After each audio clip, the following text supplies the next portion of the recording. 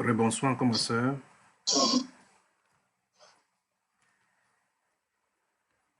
1h46 à Douala au Cameroun, 2h46 à Paris et au même heure en Belgique.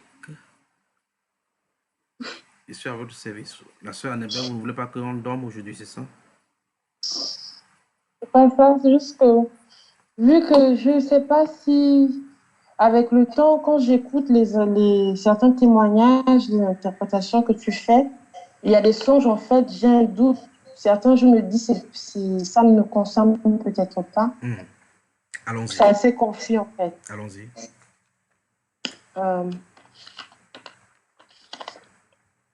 Dans la même semaine, c'était le 1er mai. Le 1er mai, j'ai fait un songe, j'ai intitulé ça Songe sur l'île. C'était comme une sorte de mise en garde, en fait. C'était sur une île. Je m'apprêtais d'ailleurs à te demander, dans la Bible, j'ai souligné certains passages où on mentionne l'île. Qu'est-ce que symbolise l'île? Et puis sur cette île-là, il y avait, comment dire, il y avait une seule famille qui vivait sur cette île. Elle était comme abandonnée, comme déserte. Et moi, j'étais à l'intérieur de cette famille-là. Au début, c'est comme si on ne me voyait pas, mais j'étais là. Et après, j'étais comme si j'étais un membre à part entière. Je touchais les choses, je sentais même comment je les mangeais, comment je goûtais.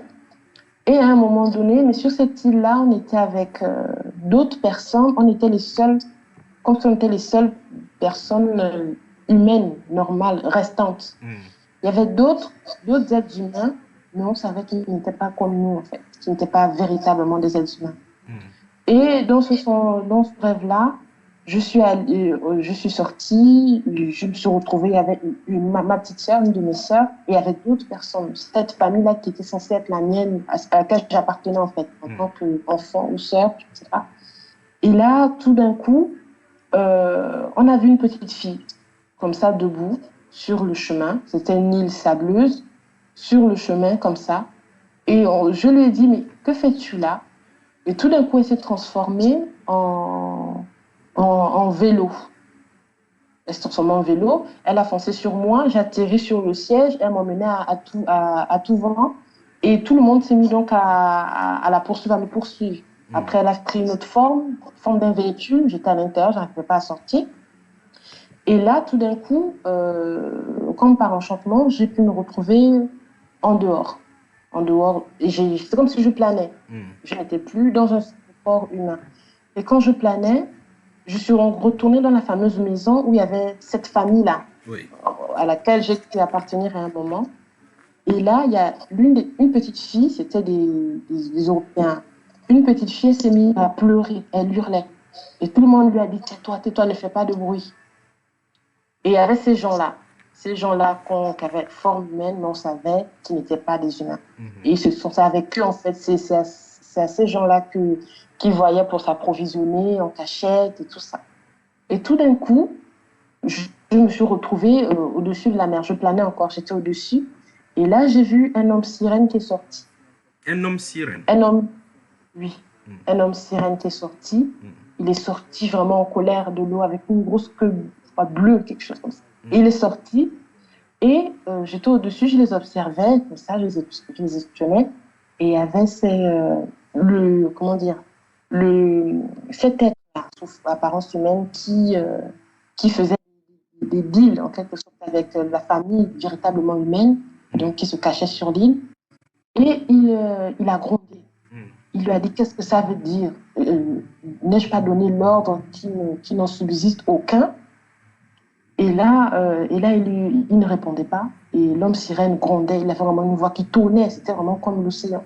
Et ça tonnait. Il disait, et il a dit, détruisez-les tous. J'ai donné l'ordre qu'aucun humain ne survive ici. Détruisez-les tous. Et c'est après là que c'est comme si je me suis envolée et je suis donc sortie du songe. Après ça, le 8 mai, j'ai fait un songe, c'était c'était un songe, parce que j'étais dans un rêve et tout d'un coup, c'est grâce à ça que j'ai pu différencier le songe de la vision. Ça m'a juste apparu comme ça, une fraction de seconde.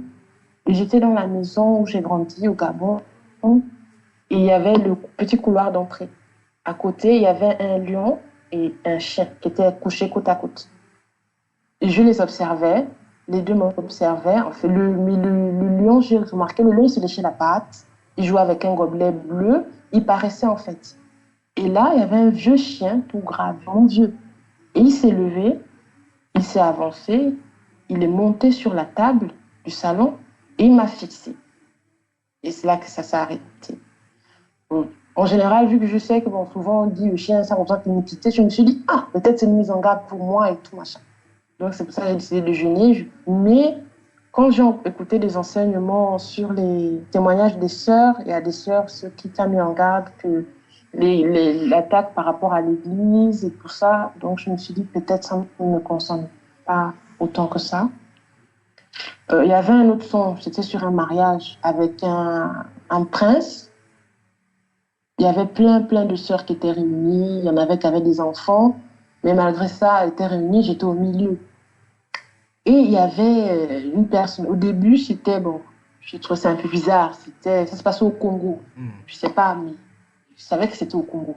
J'étais au Congo, j'avais les vêtements du Congo. Dans mon rêve, je sais pas qui m'a dit, mais c'est sûr que j'étais au Congo. Le pagne que l'on portait, la façon dont on était habillés. On était là tous réunis. Il y avait des hommes qui étaient là, sur une chaise. Et on disait qu'il y avait, je crois, un roi ou un messager du roi. Et cette personne-là, mais peut-être il était plus, mais en fait, on ne savait pas qui c'était, comme si on savait si c'était lui le roi ou si c'était lui le prince ou pas. Mais il avait un éclat particulier. Au début, c'était d'abord le visage de Koffi Olomide qui est apparu, mais après, ça a changé. C'était autre chose. Je me suis approchée pour voir de près, c'était quelqu'un d'autre que je n'ai jamais vu. Est-ce qu'il était européen? C'était un peu fou. Et là, dedans, il s'agissait de marier des gens. Et en fait, il disait que ce sont les messieurs qui étaient là, qui allaient prendre un bout de papier. On allait dire, par exemple, le nom. C'est eux qui allaient choisir. Et si les filles n'étaient pas d'accord, il suffisait qu'elles prennent. Elles aillent derrière, elles prennent ce bout de papier, elles écrivent avec un stylo rouge, elles signent, elles disent non.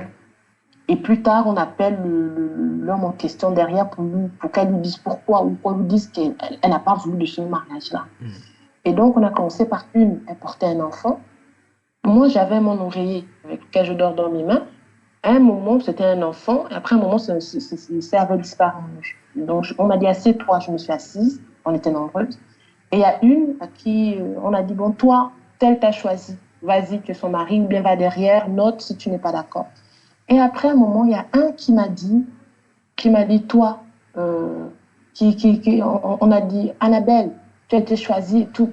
J'ai regardé la personne quand je l'ai vu, il était bizarre, avec une apparence bizarre.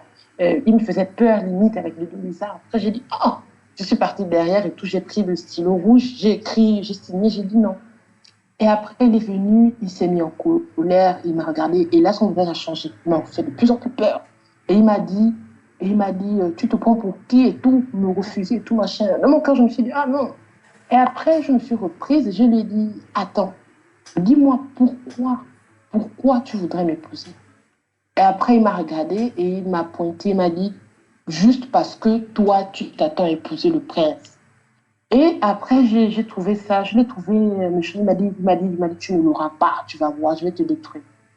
Et juste après, je suis retournée derrière, donc là où tout le monde était assis. Et c'est là que j'ai vu que le visage de celui, au début, qui dirigeait le tout, avait changé. Il y avait une sorte de lueur, une sorte de quelque chose de particulier. Et il s'est approché en face de moi et il a touché mon visage comme ça. Et il m'a dit, qu'est-ce que c'est que ça? C'est quelque chose qui brillait. J'ai dit, je ne sais pas. Et c'est là que ça s'est arrêté. Et puis, dans la même semaine, j'ai fait un autre songe que j'ai trouvé assez bizarre.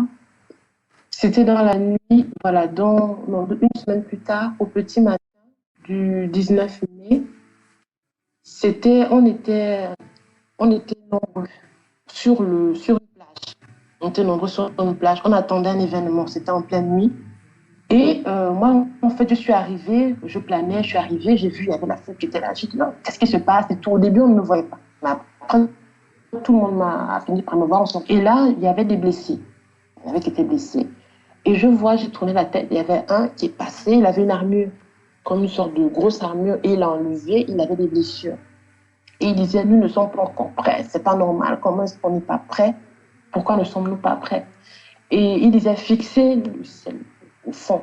Ils sont censés arriver par là, on les attend par là. Il disait qu'on les attendait par là, mais tout d'un coup, c'est comme si je voyais ce qui se passait sous l'eau. Et sous l'eau, il y a comme des espèces de méduses qui se sont abîmées. Elles ont surgi de l'eau juste en face de nous. On attendait le danger au loin. On mettait des barricades, les autres étaient blessés, les autres... Alors on essayait de se préparer. Et là, nous, on regardait au loin, vraiment au-dessus, dans le ciel, mais au loin. Tout d'un coup, il s'est sorti juste en face de nous, comme ça. Ça a surgi dans les airs, ça volait. Et donc là, ça nous a attaqués. Je crois, je me souviens, j'ai été touchée à l'œil, je l'ai même senti à mon réveil. Et là, on a été surpris, et on cherchait à se cacher, en fait, à se barricader. Donc, et c'est chose étrange, je ne sais pas si c'est un lien, mais quand je me suis réveillée, j'ai vu une annonce sur mon téléphone d'actualité. Et j'ai vu qu'il y avait, en fait, ils venaient d'annoncer sur les côtes de Nice, les Alpes-Maritimes, Oui. et ils ont filmé des petites méduses qui apparaissent rarement. Je crois que la dernière fois que ça a apparu, c'était en 1900, je ne sais plus. Et quand j'ai vu, j'ai dit, mais c'est ça qui était dans mon songe. Ils appellent ça pas des méduses, mais ce sont des vélènes. Des vélènes. Et jusqu'aujourd'hui, j'essaie d'expliquer comment est-ce qu'elles se livrent. Est-ce que c'est dû au courant, au fort courant, à la marée. Et c'était échoué, en fait, sur les plages de Nice, les plages de Canet. Au petit matin, quand je me suis réveillée, il y avait ça. Et normalement, dans ces plages de Nice, là, les gens les visiter, les gens ils viennent pour pavaner torse nu là et autres, là, n'est-ce pas? Oui, oui. Et c'est terminé là, ma soeur? Oui, oui, ça s'est arrêté là. Oui. Il n'y a plus de songes. En dehors de ça, il n'y en a plus. Il y en a d'autres, mais bon, je ne crois pas que ça concerne l'Église. C'est une vision juste que j'ai de moi de dos. Ok, non, c'est bon. Voilà, donc ça ne concerne pas l'Église, non. Une vision récurrente, mais ça, je pense que ça me concerne.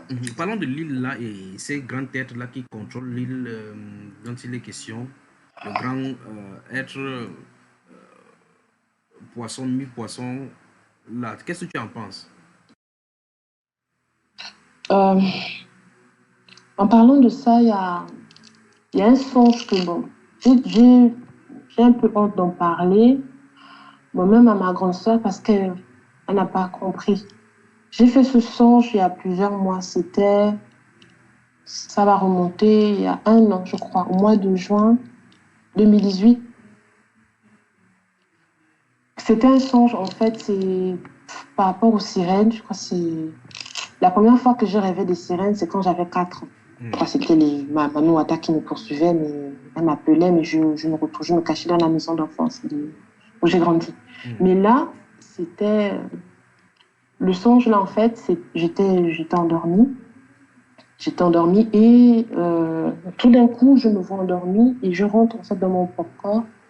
Et là, dans ce songe-là, je marchais avec un jeune de la fac, peut-être. Je marchais, je sais pas. Il me disait, ah, viens, je t'emmène quelque part. Et tout d'un coup, on s'est retrouvés sous l'eau. On s'est retrouvés sous l'eau. Sous l'eau, mais en fait, comment dire? Sous l'eau, mais c'est comme si on était sur terre. On était sous l'eau. On arrivait sous l'eau, il y avait encore de l'eau et il y avait une sorte de ciel. Donc, un autre monde. On était sur une rive, sous l'eau. Et c'est là qu'il y a une sirène qui a surgi. Elle a surgi. Elle avait des cheveux rouges bordeaux, de longs ongles et une queue violette, bleuâtre, quelque chose comme ça. Et elle est arrivée. Et c'est l'étudiant là qui m'a emmené là-bas. Je me suis retournée, il n'était plus là.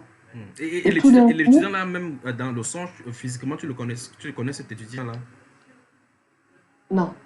Non. De Mais toute tu savais que tu as façon, une coloc. je pense que j'ai jamais eu d'amis, donc Oui. je marche tout seul. Hmm. Donc, je me suis retournée, il n'était plus là. Et la sirène qui est arrivée, bon, quand elle est arrivée, je sentais encore sa présence derrière moi avant que je me rende compte qu'il n'est plus là. Hmm. Elle est arrivée, elle est venue face à moi et elle m'a tenu le visage. Elle m'a dit, ah, te voilà ici. À la période là, je ne priais plus trop. Hmm. Aujourd'hui, j'ai Tu avais encore baissé en prière, parlé. la sirène t'a eu, n'est-ce pas? Oui. Hmm. Donc, c'est comme ça qu'elle m'a attrapé le bras. Elle m'a dit, ah, dis encore le nom de ton Jésus là ici. Hmm. Parle encore, dis encore Jésus. C'est pas C'est le là pape. qu'elle Elle a dit, m'a c'est pas le pape que tu fais souvent là, que t'es voilà.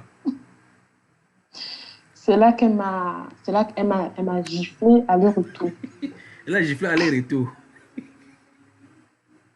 Oui. Elle m'a giflé, elle m'a giflé, elle m'a giflé. Et après, elle m'a tenu par le bras. Hmm. Elle m'a griffé. Elle m'a griffé. Et quand elle m'a tenu, elle m'a serré par le bras. Elle m'a poussé sur le côté et elle a dit, emmène-la, montre-lui. Et quand elle dit montre-lui, je tourne ma tête. Il y avait un Chinois Hmm. qui était debout. Et le Chinois, et à côté du Chinois, il y avait un énorme tram.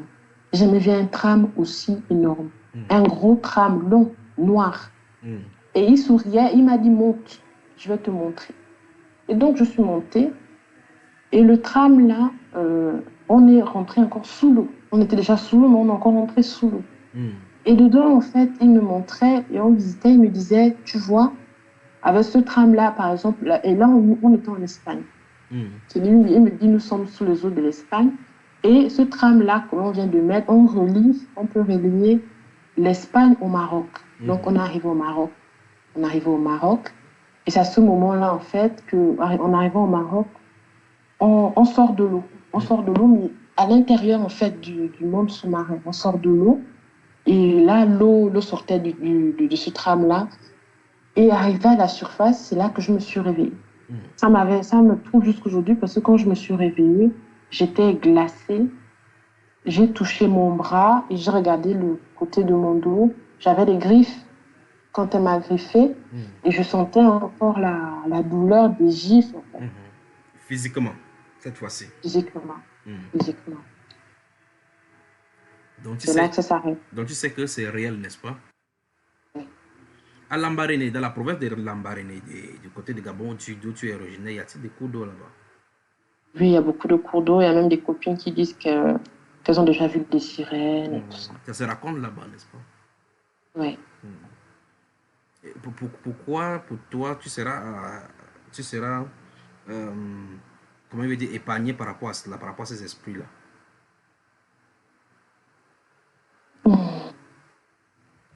Pourquoi moi Pourquoi penses-tu qu'ils vont t'épargner, que ces esprits doivent t'épargner?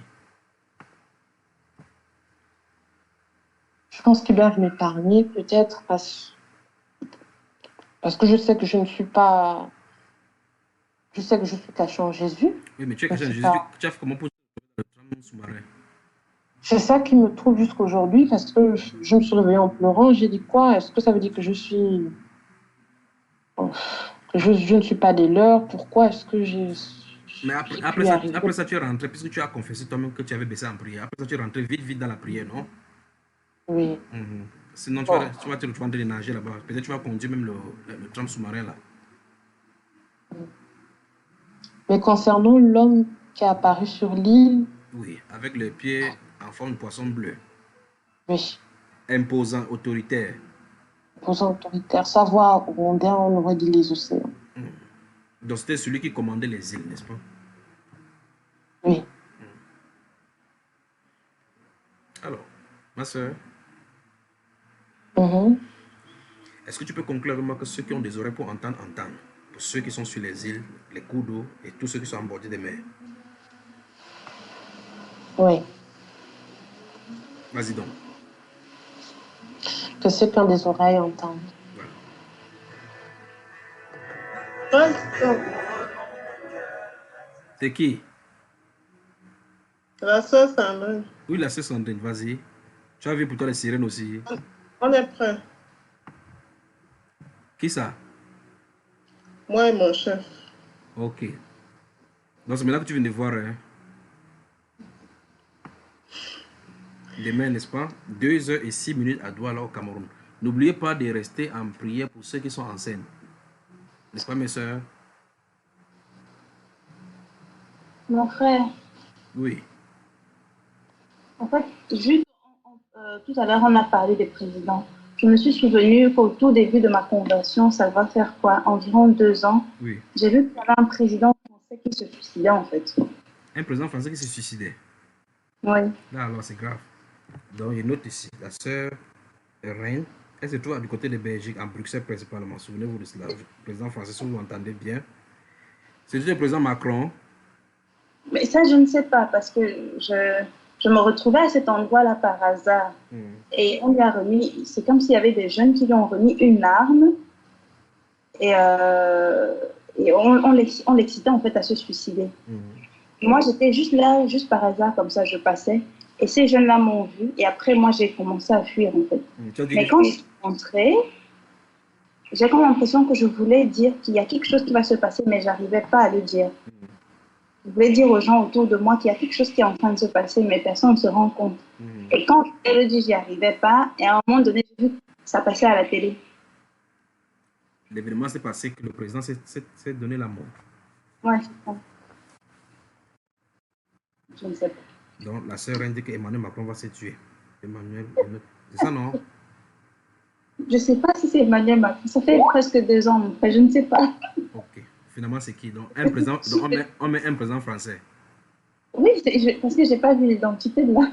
Bon. Ça peut être peut-être ça peut être un ancien président français qui est poursuivi en justice et qui décide de quitter comme ça, c'est ça? Ça, je ne sais pas. De toute façon, l'avenir nous le dira. Que le Seigneur vous bénisse alors.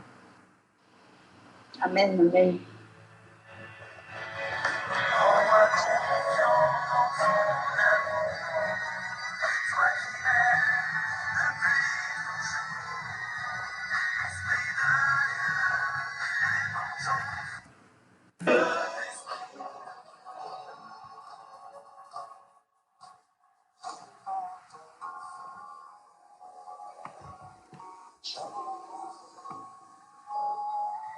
N'oubliez pas de prier pour vos sœurs, celles qui sont enceintes, d'accord?